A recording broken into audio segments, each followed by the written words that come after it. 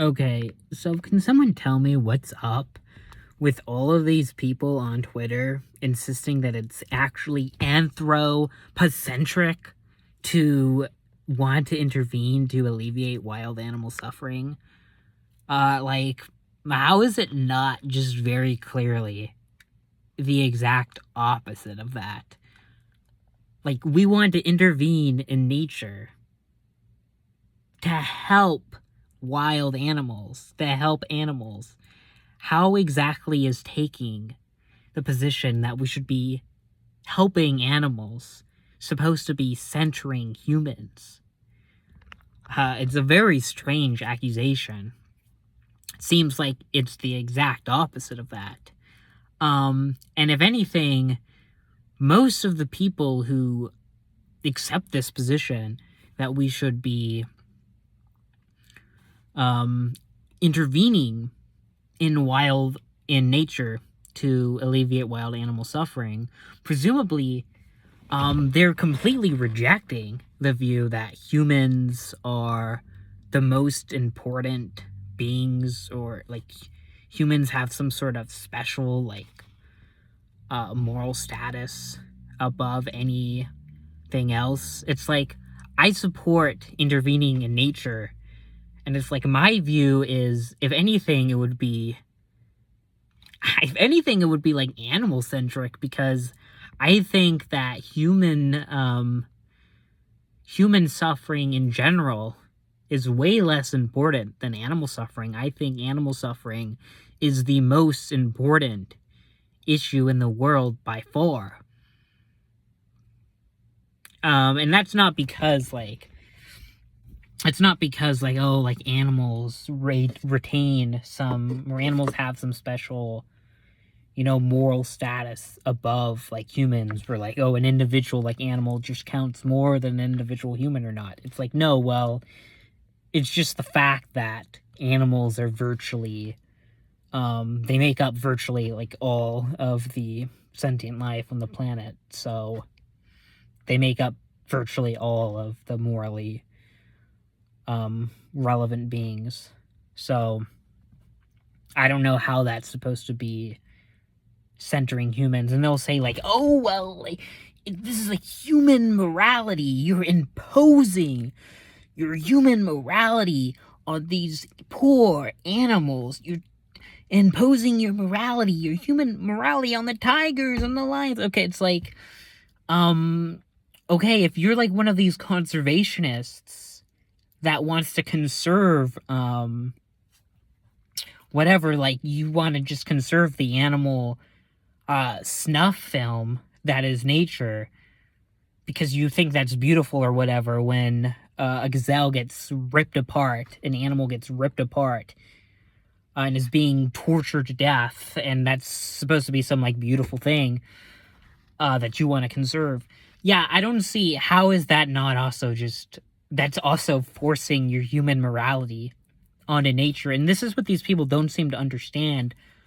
Like, there's no you're not any different than me in the sense of wanting to impose human morality onto non-humans.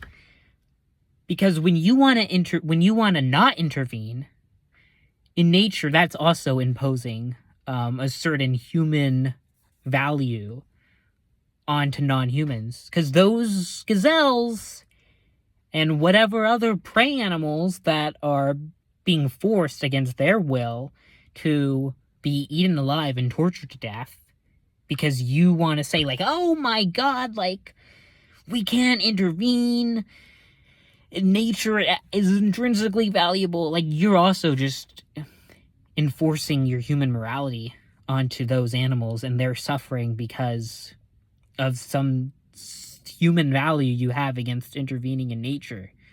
So, like, we're no different in that respect. And any value system at all is going to be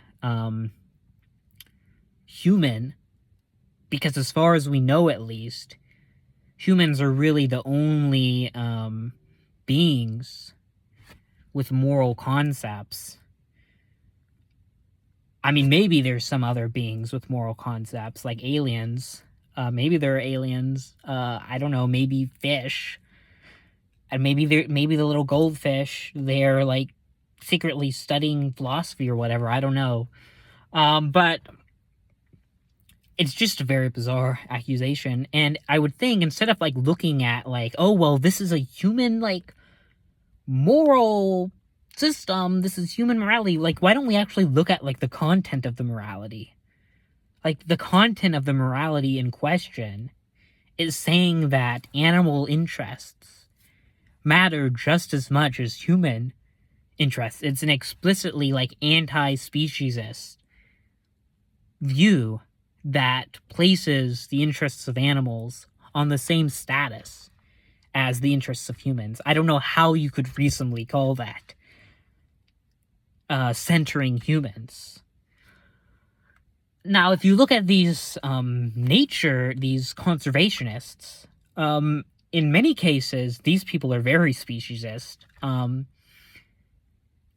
Like, it's very doubtful to me that these people would make the same sorts of arguments regarding humans that they do about animals. Like, I do not think they would say, oh, we should just, like, unleash wolves or some other predator onto humans, so we can, like, curb the human population, because humans are so damaging to the ecosystem.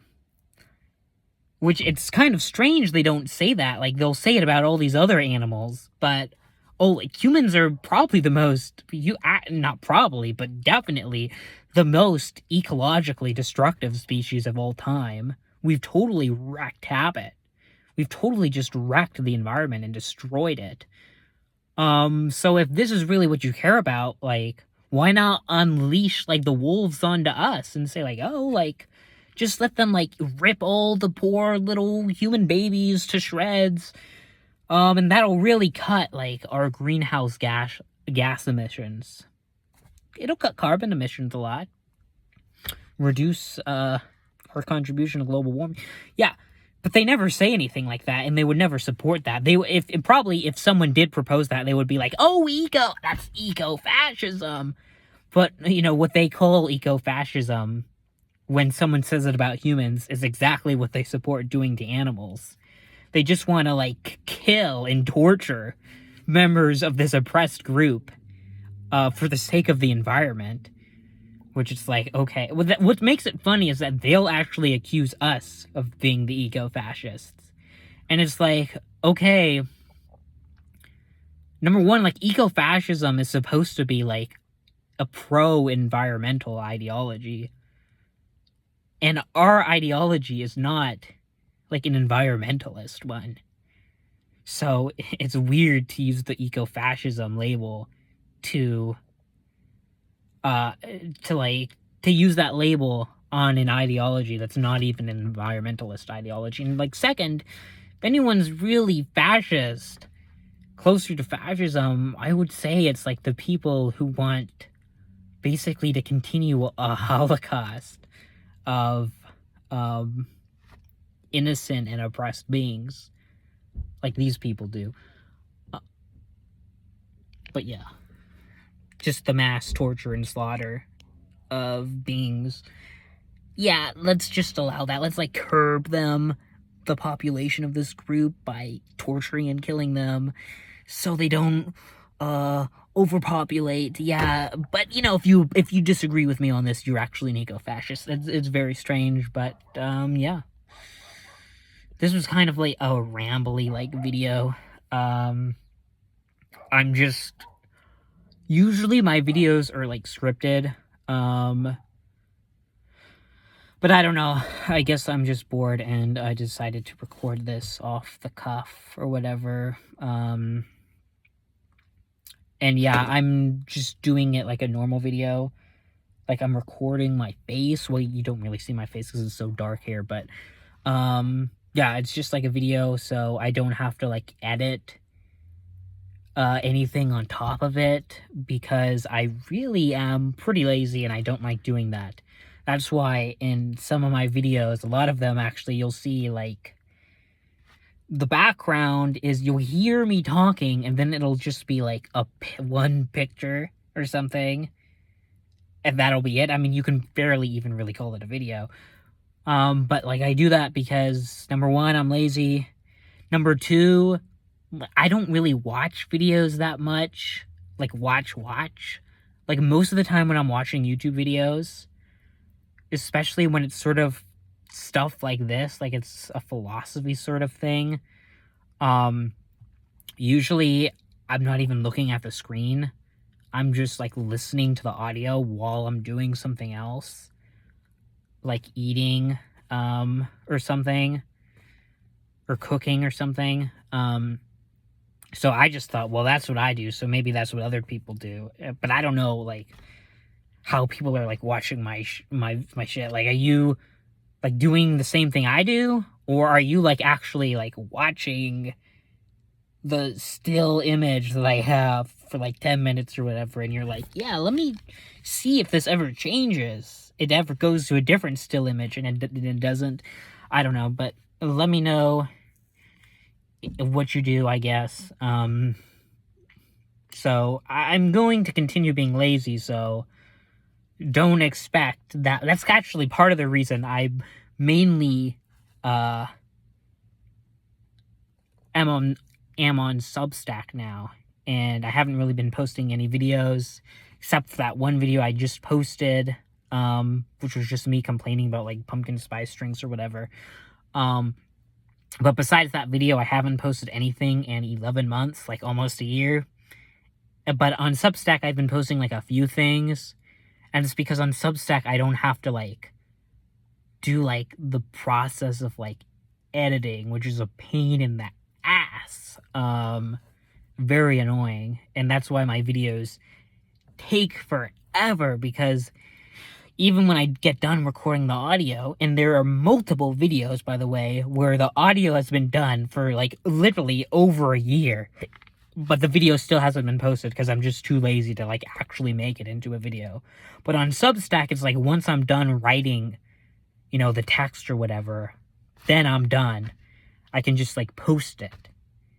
So as soon as I'm done, I can just post it. It's not like that on fucking YouTube, where, okay, I've written the script or whatever, and I have to record myself doing it, then I have to edit it into a video, and it's too much hassle, too much work. I don't like doing work. I'm very lazy. Probably has something to do with, like, the vegan diet. It's probably impeded my motivation if I started consuming, like, on the regular, like, Holocaust products. Just every day stuffing my mouth full of the victims of, you know, the Holocaust, then I would probably be much more motivated, you know, to pump out material. But this has totally gotten off topic, by the way. But yeah. Is there anything else I should say? Probably not. I don't think so. But yeah. Okay, there's the video. That's it. Yeah. Okay, whatever. Yeah.